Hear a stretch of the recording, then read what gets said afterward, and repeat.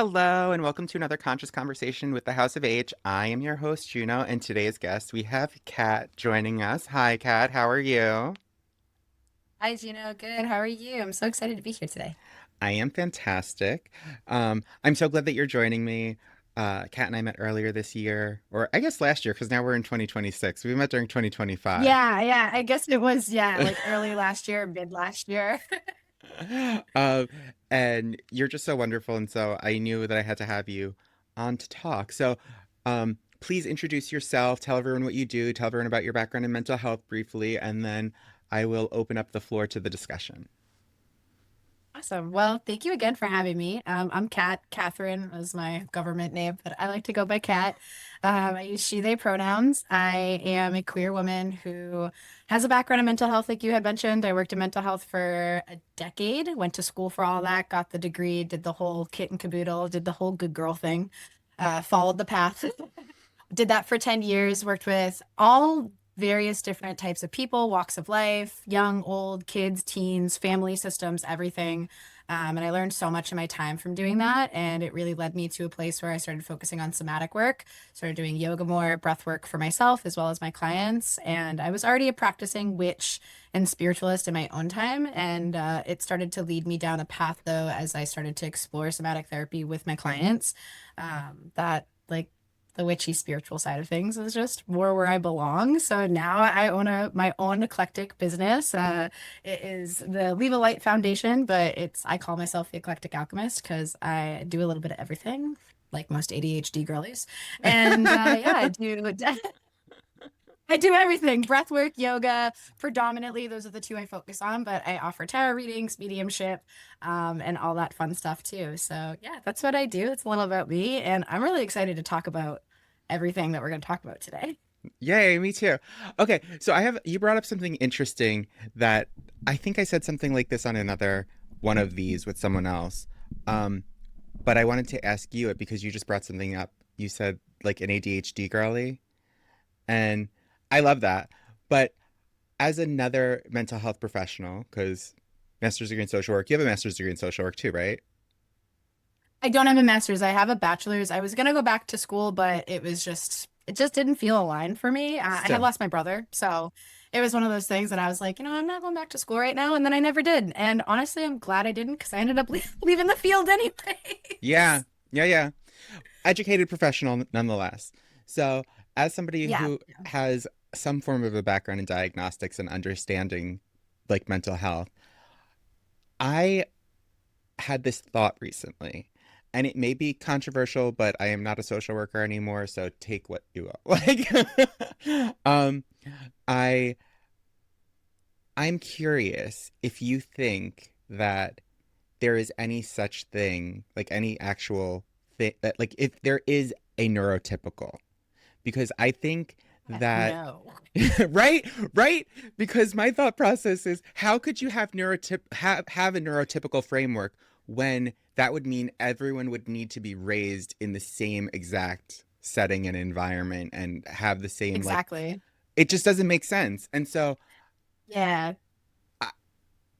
as somebody who used to like work a lot with diagnoses and things like that, I'm like, is any of it, not to say is any of it real? There is like validity to all of it because patterns emerge over time and stuff like that.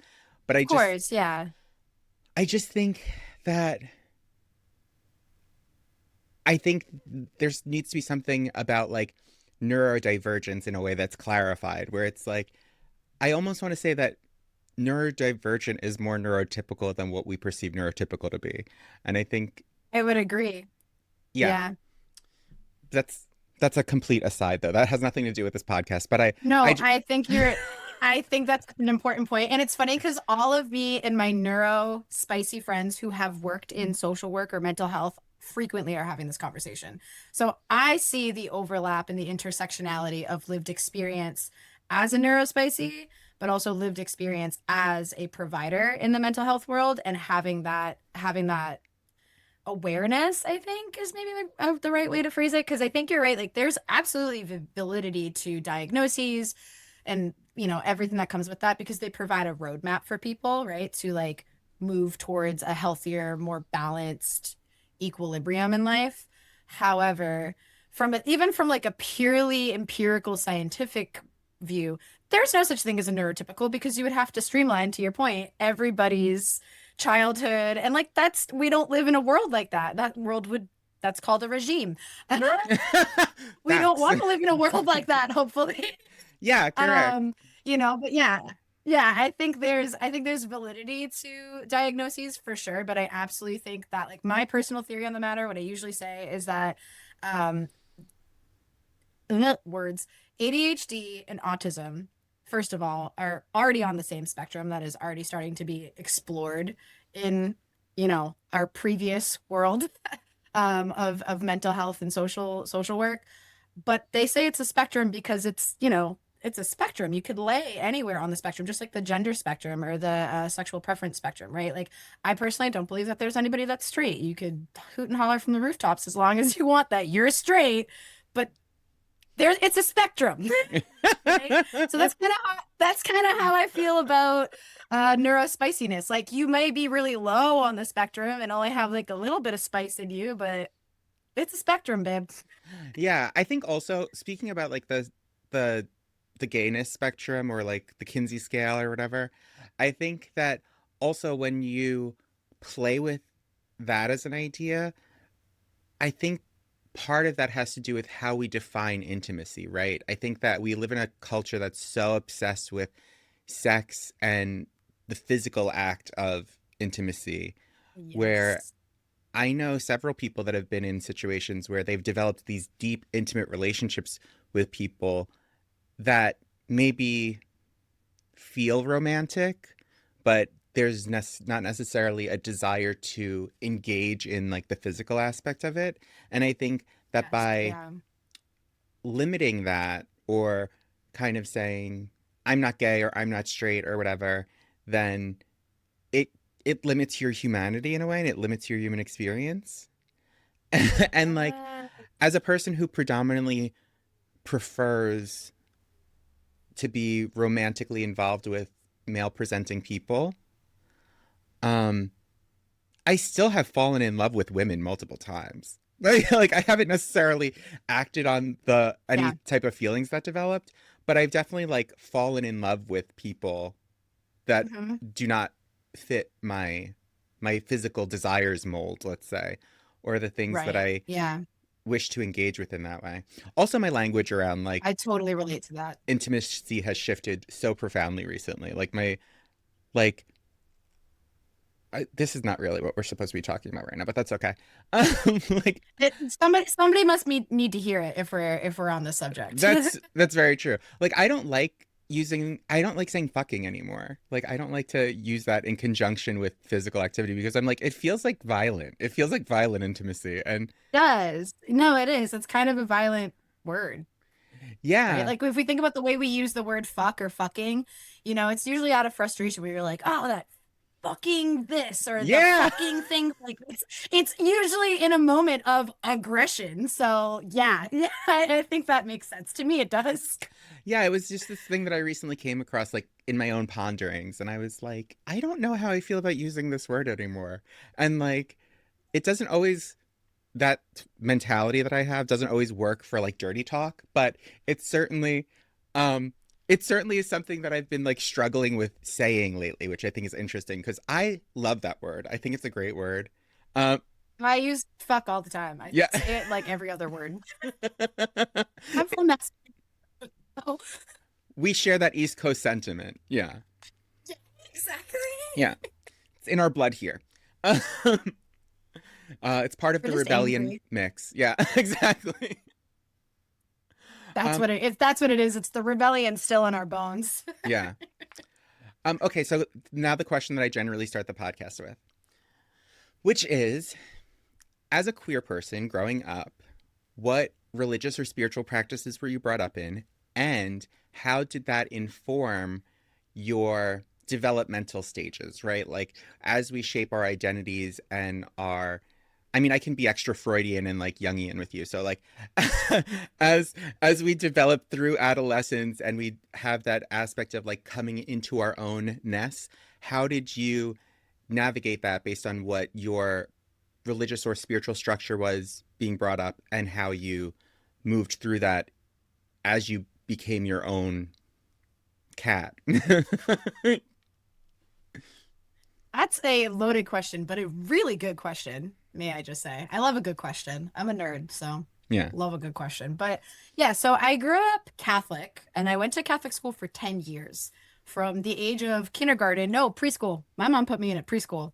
So I was there from preschool to eighth grade. The same school, the same very small group of children, until like a couple local other, small Catholic schools closed and then they joined our school. But like essentially it was like the same 15 to 20 kids my whole life. So Catholicism really, it's interesting because it impacted me in a really negative way in my earlier years, but has really served me as I have grown into the woman that I am and how I practice as a like spiritual practitioner. So it's really interesting, I feel like sometimes to hold the dichotomy of that because I don't have anger anymore. I have my moments, but I've healed a lot of that anger. But for a really long time, I was like very angry at the Catholic Church and actually identified as an atheist for like probably no more than 365 days, just because I was like, fuck you guys. I was just like angry and like allowing myself to go through that process. But yeah, it really impacted me in a lot of different ways. It's so fascinating. I would say from a really early age, it really forced me to shove down a lot of parts of myself. I think I was very, very aware at a young age that I was attracted to girls. And of course, not attracted to girls at 6 years old the way I am as a friggin' grown adult. But, I would Different have vibe. Much crushes on different girls. vibe. Class. Yeah, I feel like with the world we live in, that needs to be like clarified because they're, eh. Anyways. Yeah, there's a whole lot But like, happening. I would there's a whole lot happening. But yeah, I would have crushes on girls in my class. I would also have crushes on boys in my class. So that was confusing, I think, for me to work out because I don't think there was anybody in my life at that point who was gay other than my male dance teacher. And as a young kid, like I didn't quite understand that that was still something that was accessible to me. I was just like, oh, he's just a gay man. Men are gay. Can't be gay. Like I had never met a lesbian or a gay woman in my life at that point. Um, And if you did, you so might I not have think for a really known. long time, You might you might have just been, Matt, she's really resourceful. She is really resourceful. yeah, yeah. Honestly, there were probably plenty of nuns in that school that were gay, but that's a whole other conversation. Yeah. Um, but yeah, so I definitely put a lot of myself on the back burner for a long time, I think, in my childhood. I was the oldest daughter, so I was definitely like the do-gooder, always trying to like please my parents, be the perfect child. And I think as I got into like sixth, seventh grade, I started maybe even as young as fifth grade. I had like this really big crush on a girl that was like one of my best friends my whole childhood. Um, we had practiced kissing together. Should have told me everything in that moment, but I was very much in the closet and in denial, and honestly Mm. struggling with a lot of internalized homophobia, if I'm being honest. Yeah. Um, yeah, and then I mean, I would just say from seventh grade, like through high school, I I knew. I always knew there were girls I was attracted to, but I also wasn't like disgusted by men. I find women, especially lesbians, who are like disgusted by men. On the one hand, there's a point where I can see it, but also I think there's some other layers of trauma there, So like I definitely am not somebody who is like, adverse to men physically. So I was like, oh, I guess like this is just as good as it gets. Like you just like kind of like your boyfriends and they like you a lot. And you're just kind of like, yeah, yeah, you're there. And it's fascinating because like you would think that, like even as a kid who's not, super out of the closet, there would be some level of awareness around like you should enjoy your partner, Yeah, for whether it's sure. physically or not. And I'm talking more like, at this point I'm like talking like into my 16, 17, 18-year-old years where you start to explore, a little bit more physically with partners, and I enjoyed my partners as friends. I was really good friends with everybody I ever dated, all the boys I ever dated. Like they were good friends. They're people I still care about, maybe with the exception of one. These things happen. you know, there, there's always There's always at least one asshole, Yeah. statistically speaking. Um, but yeah, and then I think it wasn't until college where it was funny. I went to college. I actually met a boy who um, was the first person I ever fell in love with, truly, which was surprising for me because I was like, wait a minute. I thought I liked women. And I fell like very much in love with this boy. Um, and he was very androgynous though, and very fluid in his expression of his not necessarily his gender, but his energy, I would say. Like he was definitely expressing himself as a man, but the energy within him, and I think you'll understand this, right? Like from the spiritual perspective, he Yeah, was a very yeah. balanced person. He was a very warm person. And I just yeah, I loved him. And then after things ended with him, that's when I finally at like 19 years old let myself, instead of like kissing girls quietly in the corner at parties, was like, you know what, I think I'm doing this thing. And I came out of the closet, started dating women in college. My family did not like that, which is a whole other story. But yeah, I would say that, overall, the way it impacted the way I grew was that for a very long time, I spent years keeping a part of me hidden, which took a long time to unravel that as I got older. So you touched on so many interesting things. I know, Uh, that's why I was like, how do I wrap this up?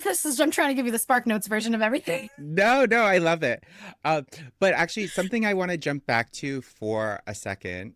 I'm going to go back to the Yeah. earliest part of what you said, and then I'm going to work my way forward. So you had said that you think that there are some like lesbians who don't prefer men, and you think there's a lot of trauma there and stuff like that.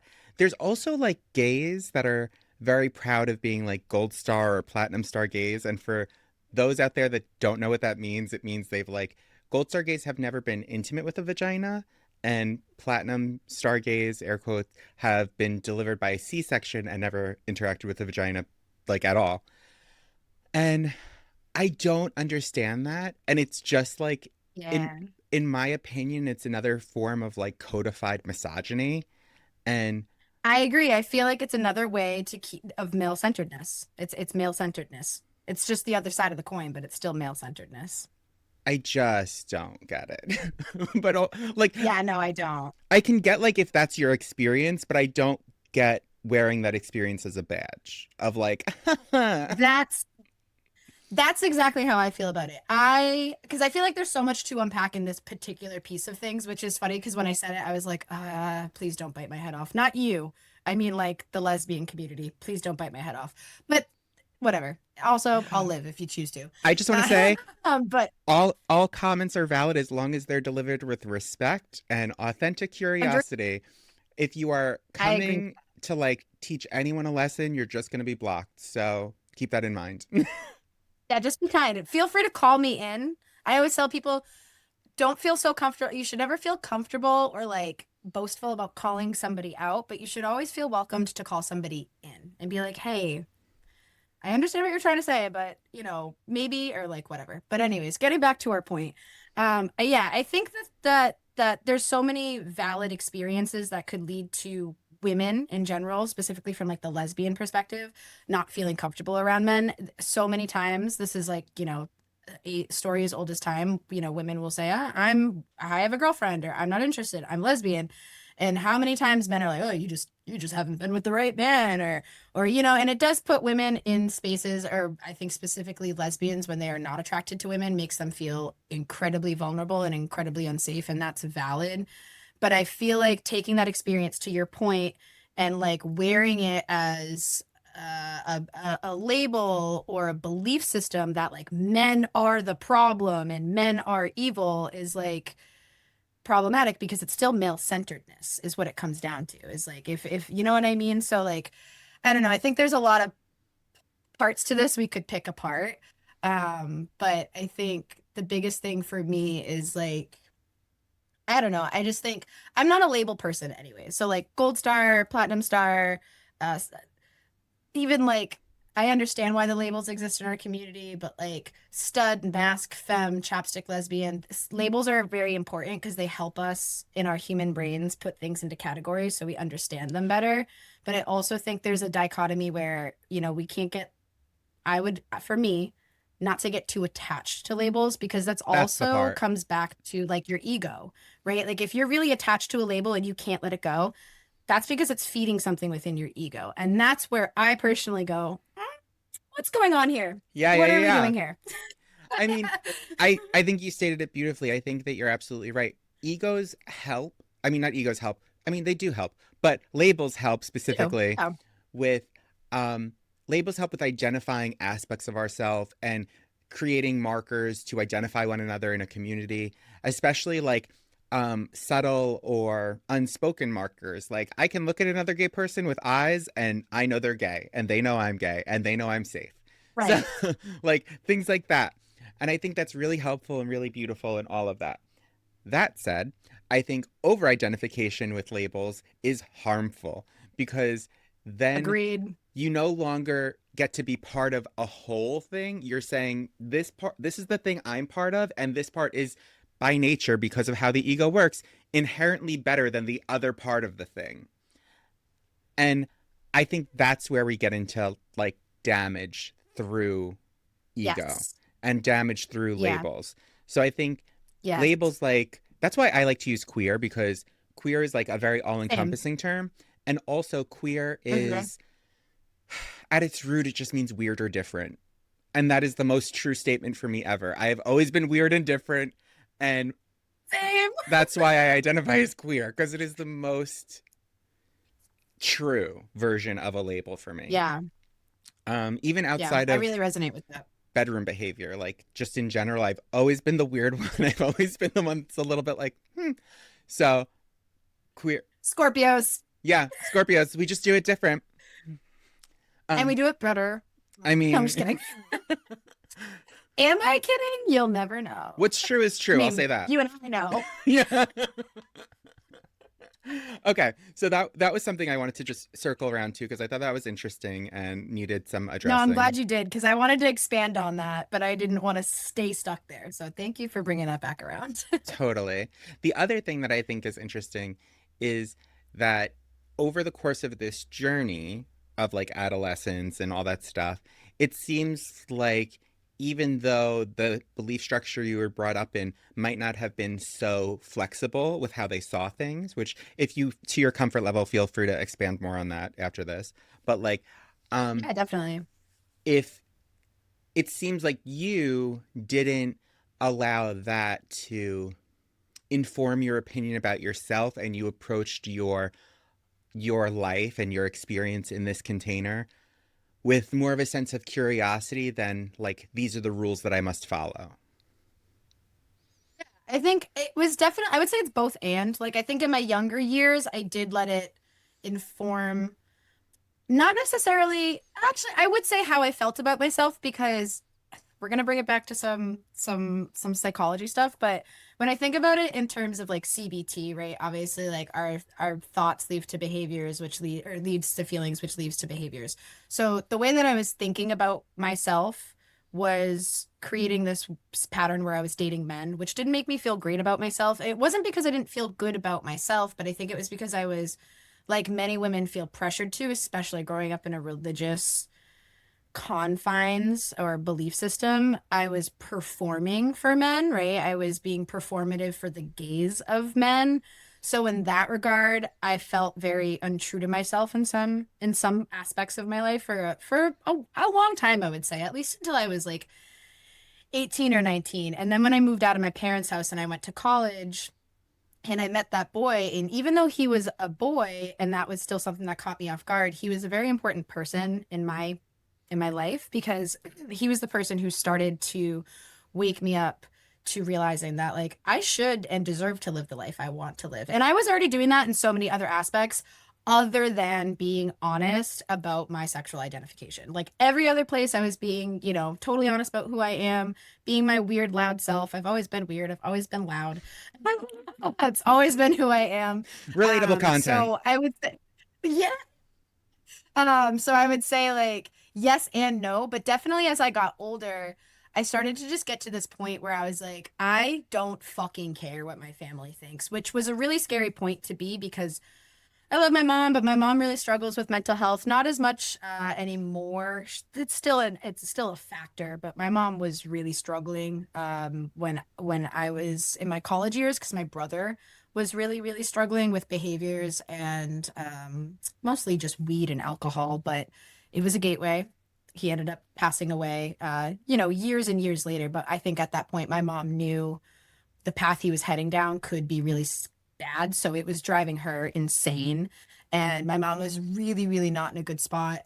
So I was really afraid. I was like, I don't know if she's going to kick me out. I don't know if she's going to pull me out of school. Like, I don't know what's going to happen. She did end up pulling me out of college because she thought college had something to do with it. Um, and I came home and I still kept living my life. And it was definitely, um, controversial. There was a lot of fighting with me and my mom for a long time. My mom was like, just couldn't understand it, thought it was a phase, like so many parents. It's not a phase, And mom. just like, yeah, literally, I don't know. The emo kid in me was like, it's not a phase. But I'm really blessed. My dad is a therapist in high school, and I was also going through a really hard time at that point in my life. Alcoholism runs in my family. Thankfully, I have at least thus far in my life, like not succumbed to it. But there was a period after I left Bridgewater State where it was really ugly, and I was being really fucking reckless. And I remember my dad sitting down with me, and he was like, is that what all of this has been about? Is you being in the closet? And I just broke down and I was like, yeah. And he was like, that's, he was like, it doesn't matter. Like, and it was just like, I was really grateful for him because instead of being angry with me and being like, what, you're so dramatic, this is so unnecessary, he was like relieved that something else wasn't going on. Whereas, like, a lot of parents, and even my mom was like horrified that the truth was that I was gay. She's not there anymore, but that's how it started. And my dad was just like relieved. And I think that was like the biggest thing that gave me the green light because I was like, all right, if my dad's relieved, I'm not broken. There's nothing wrong with me, right? Like, and I knew that cognitively, but the way that I had internalized things throughout my life, like, really had me. I knew I wasn't going to hell or anything, but I felt really torn apart inside, I guess I Well, would say, because there was just like that big piece of myself that I didn't let myself be honest about for a long time. I think there's something that is not really spoken about a lot, and that's the fact that as a queer kid, whatever version of the spectrum that looks like for you, and you could even distill it and remove the queer element and say like anyone that's been othered or anyone that the world is not inherently built for, there's a certain amount of vigilance that is bred into the nervous system from a formative years Yep. because your first things are not you don't operate under the assumption of safety. You operate under the assumption of scanning, checking for fit, adapting, masking, all these things that are great survival techniques when you need them, but later in life have these lasting implications of an unregulated Yep. nervous system that then, like, so many people live in fight or flight and don't even realize that that's where they are. They just assume that they're on it and they're super successful. And there's this like, That's what it was for me. how many That's gays do exactly we what it know that are was. overachievers? You know what I mean? Or are just I so mean, respectfully, look at all of the high achieving lesbians. I love them, but yeah. Or all of the um like what is the other aspect of it? Like the people pleasers, right? You know how to run a crowd like none other. Think of all the gays that you know that are just so charming and can like turn on or turn off Mhm. a room. It's it's not a mistake that we all can do that.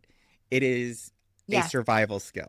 It's a, because exactly. if Yeah. you're funny, you're safe. If you because people aren't going to get rid of the funny one, or if you are super resourceful and you're super like smart, people will keep you around because you're a resource. Yep. If you're high achieving at work, they're not going to fire you because you're putting numbers out that are great. So all of the things, and I'm not devaluing them by any stretch. They're great survival skills, and they also carry some inherent baggage with them because they're based in the fact that many Exactly. people that are queer have never felt authentically safe in their bodies. And many queer people don't even realize that until they're, say, they have all the things, right? They have the partner, they have the job, they take the vacations each year, they do all the things. And they're like, but I feel empty. Why is that? And there's like this hollowness that comes with it. And Yep. I think so many people don't realize that the reason they're experiencing that is because they're detached from their bodies and their nervous systems are dysregulated. And I'm going to get off my Exactly. soapbox now. No, no, I'm so glad that you said that though, because and I don't know if you've noticed, but it's funny because like even when I talk about this stuff, there is a part of me that almost gets pulled back into the experience, no matter how much breath work, healing, no matter what I do, there is a part of me that like my nervous system gets like turned on in a way because I'm like really going through that experience again in my headspace. Um, and I Well, was not able and often do struggle to articulate things when I kind of find my nervous system back in that spot. So I'm glad you said that because that's exactly what was going on for me at that point in my life. I was because so visibility much did living not my life equal in fight or safety. flight.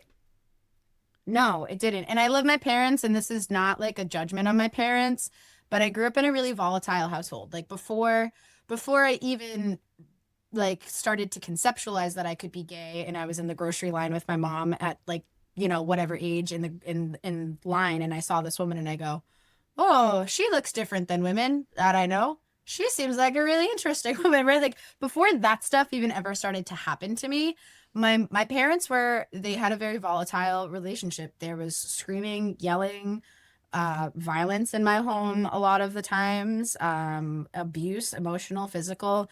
And I don't blame my parents. I know they were doing the best they could do. Some people will hear that and be like, "That's a fucking cop out." I think when you do a lot of work, you eventually get to the point where you're like, I can forgive them because they didn't have the capacity. It doesn't excuse it, but people can't give what they don't have the capacity to give. That's the They part. can't provide what they don't have the ability to provide. And I forgive them for that. It doesn't mean that me and my brother didn't deserve better, but I don't blame my parents. I love my parents very much. But like I think that's exactly what it was exactly everything you named. Like my nervous system was in fight or flight my whole life. And there were so many aspects that tied into that. But the biggest one was that it was never safe to be seen. Yeah. And I think you're 100% right when you do the shadow work or whatever you want to call it, when you do the processing, when you go to therapy or any form of evaluation that works for you to get you to where you need to be. Um, I, by the way, have another question for you about therapy after I finish this thought. Okay. um, I think that when you do all of that work and you process all those feelings, many times you get to a place where you go, like their life didn't come with an instruction manual either. And this is, Exactly. And they had their own trauma. yeah, and this is their first time remembering life too. You know what I mean? So, Exactly. I mean, I'm out here at 31 years old and I have no idea what the fuck I'm doing. I'll tell you that right now. And I think about it and I go, oh, my mom had two kids at this point, or had me and was pregnant with her second. I can't even imagine that. I really can't. And it does, like, I do have a lot of compassion for my parents in that regard. yeah, And I hope that anybody who's ever gone through an unhealthy childhood and home can do that inner work for themselves because it's hard to do the work, but it feels so good when you get to the other side of it and you're like, all right, I kind of get it. yeah, I see. yeah. Oh, that sucks, but okay. Yeah. Yeah. Radical acceptance. Yeah. Um, so the other thing I wanted to ask you about, what was it? It'll come back to It's me, but something about therapy. oh yes, thank you. Thank you for that. Um, I got you. do you feel that talk therapy is a complete practice? That's how I'll phrase I was hoping that's what you were going to ask. No. it. My quick answer is no. But I will tell you why I feel that it's not a complete practice.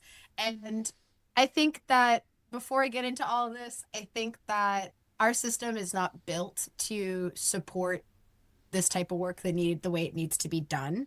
And there's so many other aspects to that I won't get into, but like I think that's a first really important thing to name. Because I remember really feeling limited by that when I was working in the field of trying to provide resources with my kid for my kids, or even the adults that I used to work with to provide them with a whole right support system, not just like this one piece of talk therapy or this one tiny piece of medication. Because I do kind of think of therapy as like a pie. It's a very corny example, but it's something that I think it's a really beautiful visualization where everything is a piece to the pie, right? Like medication's a piece, talk therapy is a piece, somatic work is a piece. Like there's so many aspects to the pie, right? But I think essentially no, and I think it's because like you can talk all you want, especially if you've been through trauma. You can talk all you want, but in my experience, all it tends to do, especially for younger kids, like especially for kids and teenagers, especially teenagers because of where they're at developmentally with their brain, it creates a ruminating loop where you are just often, not always, but a lot of times, continuing to just ruminate about something versus embodying it and then really then therefore allowing it to be like moved through and released, which is actually how I got into this work. I had been a yoga teacher for a couple years before I ever got certified through breath through the school that we met through. I was teaching yoga on the side, still working in mental health, and I started to get certified for being a yoga therapist. And I started to just bring somatic work into my sessions with my clients to my teenagers who were willing, because you know, teenagers, they're like, no, I'm not gonna fucking do that. That's stupid. And I love my kid. I loved them. I loved them so Individuation. very. Yeah, exactly. But there was definitely a lot of my teens that would like give me pushback, but it was always really, really validating and affirming and rewarding when I would finally get them to be like open to a breath work or open to a little bit of movement. And at the end of the session, or even open to like visualization, which is a little bit more into the spiritually side of things and less somatic, but it still, I would say, falls into the somatic therapy category. And I would have these kids coming out of an hour and a half long session and be like, holy shit, that's the most progress we've made in 3 months. And I'm like, yeah, I've been trying, kind of been trying to tell you that. But you know, it takes people time to warm up to things. Like even myself, like I'll be like, I don't know if I want to go do that thing. And then I get there and I'm like, all right, I'm glad I came. Right. So like, It's fun. yeah, like I guess I'm having a good time. God damn it. But yeah, I mean that's the long way around to say like no, I don't think it's a full practice. And I think that any therapist that's a I don't want to say like a good therapist because I don't want to shame anybody. It's an exhausting field to work in, but I think anyone that's a really thorough therapist is probably a good way to say it. Is going to be doing the best that they can to make sure that their clients have access to somatic experiences, whether that's through insurance, through groups, or even just through paid experiences that you have awareness of in your community that you can like provide a short list to clients and be like, hey, these are some things going on that might be really supportive to what you're working through right now. Yeah. So I'm glad that you brought it up the way you did because you mentioned that somatic practices are like part of it.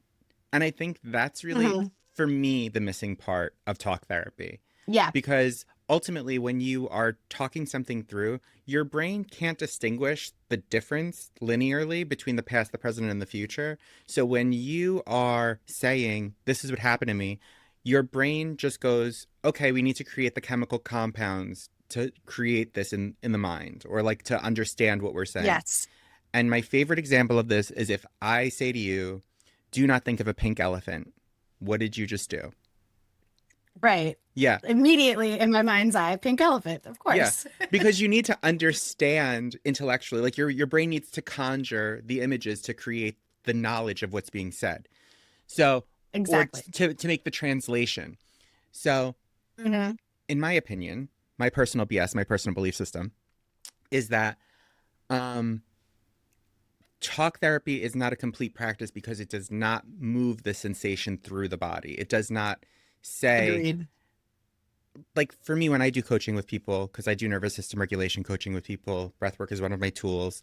Like I use many tools, but um, when I coach people, I say I'm interested in knowing all about you and all of your stories. And if we're working through something, I don't want to hear about it more than once because I think that at a certain point you kind of get ego or identification from the pain. And it's Yeah, like, I am totally. this kind of a victim, or I am this kind of a version of a story. And not that that invalidates the experience of your having been victimized, but I think there's a difference between being victimized and being a victim. And I think that it, Agreed. it is much healthier to identify with, I've experienced this state of victimization, but that does not make me a victim. And that comes at different speeds for different people, and sometimes not at all for some people. And all of that is valid. And I'm not trying to dis disprove anyone's beliefs around their own existence. But I do think that we need to enter conversations around like mental health, spirituality, um, questioning the structures that we exist within. We need to question them with objectivity and integrity. You know what I mean? We need to be able to say, Agreed. Yeah, this is what totally. happened, but this does not define me. I'm Soapbox, so step glad you down. said that. No, I'm so glad you said that because that's something I feel very deeply in my bones and my soul. It's something I used to preach more or less to some of my clients, right? Where the shit that you had done to you is really shitty stuff. Like I could sit here and talk to you for an hour or better about all the horrible things that have been done to me. Same. And I'm not special in that. Exactly. Like we are not special in that. Everybody has trauma, and that's not to negate the trauma, but not to make it your story. I think making it your story is the most detrimental thing you can do to yourself as a human. And I feel very strongly about that because I've made that mistake myself. I love my mom, but my mom and I now have a much better relationship, but we did not have a good relationship for a very, very long time. My mom has a lot of controlling and unhealthy tendencies that I can't jive with, or I couldn't jive with. She's not much like that too much anymore.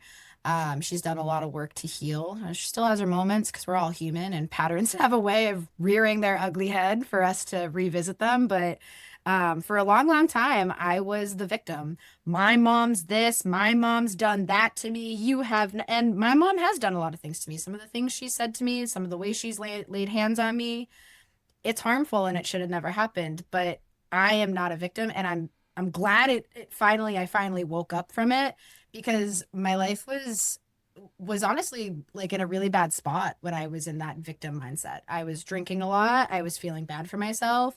I wasn't taking accountability for some of my shitty behaviors because like, do you know how hard my life's been? Yeah. And like that's like that's I don't I am not judging, but when I connect with people like that, I like wish them the best, and then I have to like get there because it's kind of like icky energy. It's like sticky and like it's like mud or like muck, like that's how I feel about that type of like energy. It just feels mucky to me. Yeah. And yeah, I don't know, I feel really called to just say that like if you're somebody who is listening to this and you feel like that's something where you're stuck at, there's no judgment at all. And I would also really recommend you like really think about digging into the work to move out of that because it impacts your life negatively, I think, more than you realize when you're in it and you don't have that perspective until you're on the other side of it and you're like, oh God, that's embarrassing. Like that's how I was acting. I don't even think it's about the embarrassment portion of it, even. I think more than anything, it's about the fact that as people, we are so inclined to offer grace to people outside of ourselves. Mhm. And So true. we're able to say like, oh, but like they could be having a really rough day, or they don't understand like we don't know what they're going through. And I think even people that are maybe not the most progressive thinkers, or even people that maybe have really harsh outlooks on other people, that are in a place, that sit more comfortably in a place of judgment. I'm trying to be as like diplomatic as possible while painting a very clear picture. I You're doing a great job. I think that even they would make those allowances for people that are expressing. And I think frequently, those people included, don't offer that grace to themselves. And I think when you start to offer that grace to yourself of well, why do I feel what I feel? Or like, where does that come from? And is it okay that I feel that? And some of that is really hard to admit and look at. You know what I mean? Some of it is It is, yeah, really hard to examine. And also, I think that sometimes when you do the deeper work, it comes with ugly memories and things that you don't want to remember and things that you will inherently does. initially judge yourself for. And I think that's why having like a guide, like a coach or a mental health clinician or someone in your life that can help you navigate that is really important. But I also think it's about understanding that no one on this earth is perfect. And we are all always inherently trying our best. And what you can lead with is kindness for yourself and kindness for others. Because, and I say kindness for So yourself true. first because you can't pour from an empty cup. So, No, you can't. You could certainly try, and it's just gonna not go well. We'll just say that. yes. Okay, so I want to ask another question, which is Yeah. you've gotten to this point, you're in college, you've had a relationship with a boy, you're still kind of like coming to terms with your own sexuality and how you define it and how you relate to things.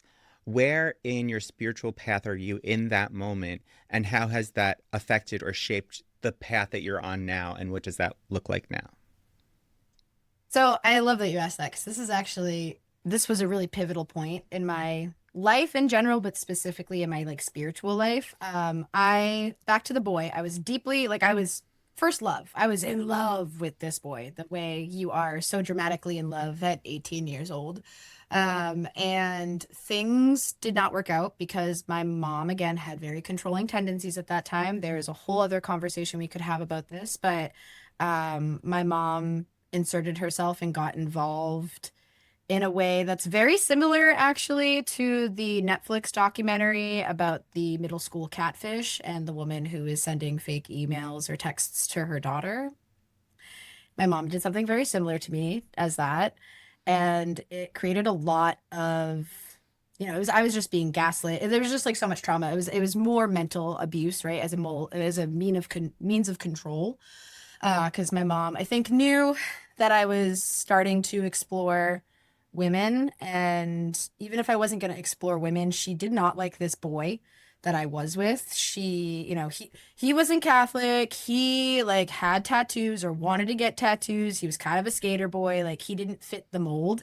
And when things blew up in that regard, I went through I would say my first like dark night of the soul as it's called. And like I really had my first ego death. And there was so much, as much as you can have one at that age, really, but like there was a lot of breaking down at that point to build me back up. And I would say as I got to the other side of that at like 21, 22, I started maybe even earlier, like 2021, I started to really come into like an understanding, to a degree, at least at that age, or I would say still a pretty profound degree, but I was just scratching the surface comparatively to like where I've come now in my spiritual experience.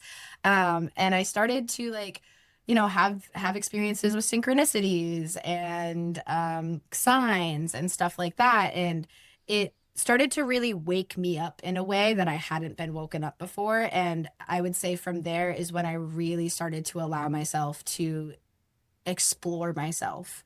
Like, not even just express myself. Like, I really allowed myself, and I'm so proud of myself when I think back on it now, actually, because, like, I don't think many 20-year-olds have the insight to, like, at least I didn't really. I don't think many 20-year-olds I've met have had the insight to allow themselves to just be and explore rather than, like, feeling the need to, like, do something and take action, right? And I just allowed myself to explore who I was at that period. And I think that really provided me with the foundation where I was able to build from there and like really become who I've become as a tarot reader and a medium and all of that type of stuff. Again, it was like a slow start, of course, but I started reading tarot at that point, actually. I think I was, Jesus, I'm 31 now. So yeah, I've probably been reading for 10 years. Professionally, I've been reading for 6 years, but I started, I bought my first tarot deck and I started being like, you know what, fuck it. I'm a weird person and I want to be a witch.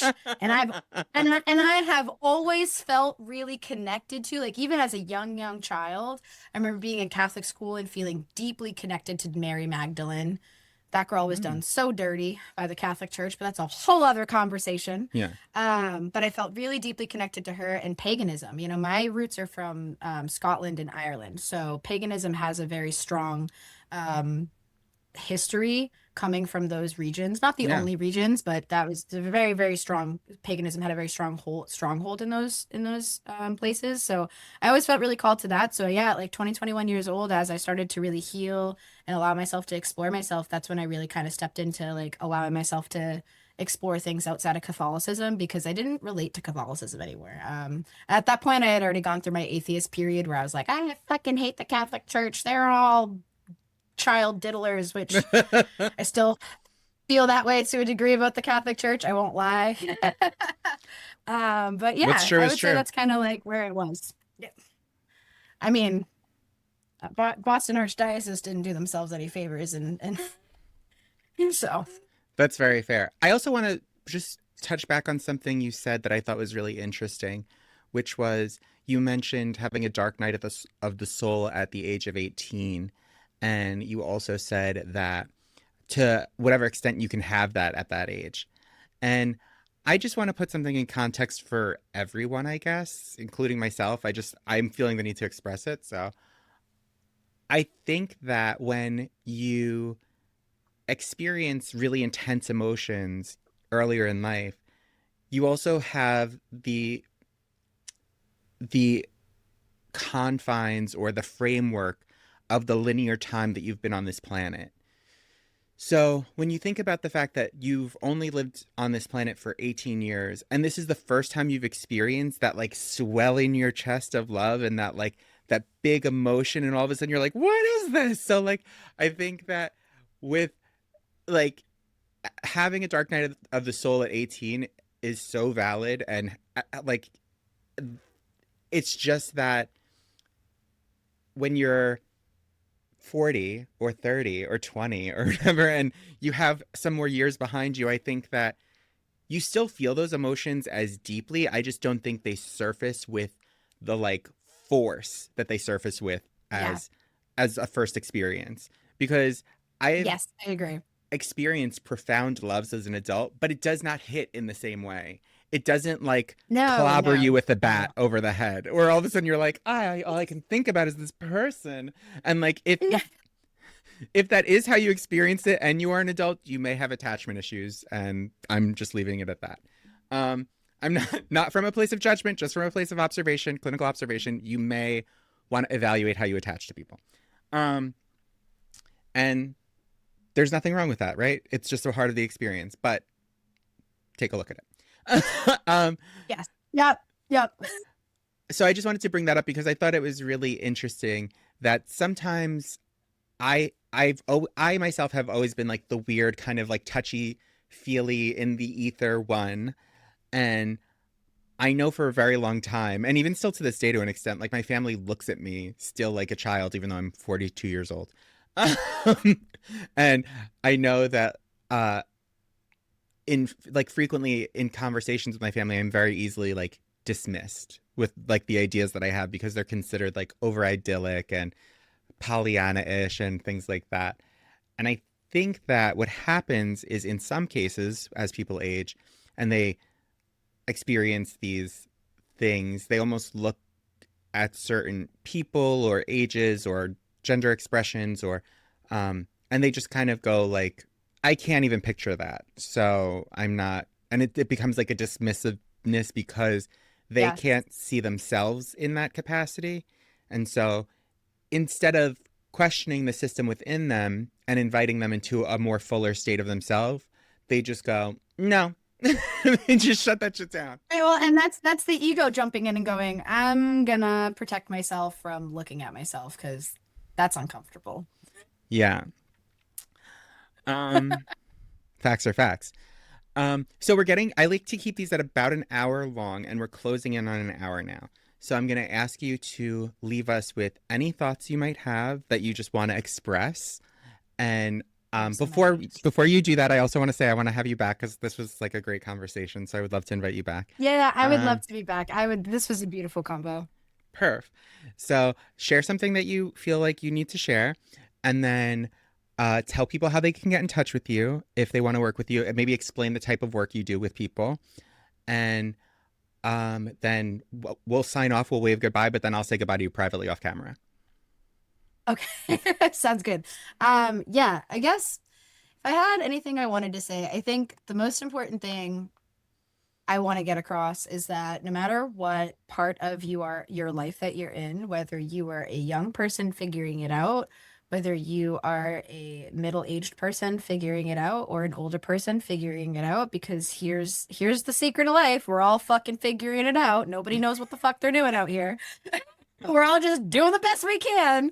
So no matter what period of your life you're in, of the figuring it out stage, like bringing it back to the conversation about giving yourself grace and giving yourself space to reflect, to integrate, to take care of yourself, especially while you're doing like that deep reflective work. It's so, so important that we're taking the time out to just enjoy things. I think sometimes when we get into the space of fixing or doing, we can like keep our heads down and like almost forget to look up and come up for air. So I think it's really important that you're giving yourself that dichotomy of experience while you're trying to figure things out, right? And giving yourself that grace to enjoy life as well. That's the biggest lesson I've learned, I would say, in the last couple of years. So I think that's what I'd like to share. And then my name's Kat. You can find me on socials. I'm predominantly on Instagram. You can find me at underscore cat, C-A-T, Chad, C-H-A-D, underscore on Instagram. The work that I do is eclectic. I do a little bit of everything. I predominantly work with people one-on-one. I either do coaching or I can also just do like readings and services. So I do a lot of energy work, a lot of tarot readings, again, coaching, which I usually focus on somatic reset while we're doing coaching work. So I use yoga, breath work, visualization, energy work, and tarot in all of the different modalities within the coaching sessions, words, to support people to move through and regulate their nervous systems. And I am also a dancer. So even if you are not going to want to work with me and you like to watch dance videos, give me a follow. I work a lot with dancers. I do a lot in the Boston community with dancers. And I'm starting to further expand that out. So yeah, if you're in the area and you're a dancer or you want to come to a dance class, follow me because I post a lot of stuff there too about local classes and stuff. So that's who I am. That's what I do. Thank you so much for having me, Juno. This was such a beautiful conversation and such a great hour. Well, a really, really good hour spent. Yay! And thank you so much for joining me, and thank you for sharing so openly. I really appreciate your presence. And I'm gonna just sign off by saying, be kind to one another, be kind to yourself, and don't be a judgy bitch. Okay. Love you guys. Yeah, Bye. don't do that. Bye.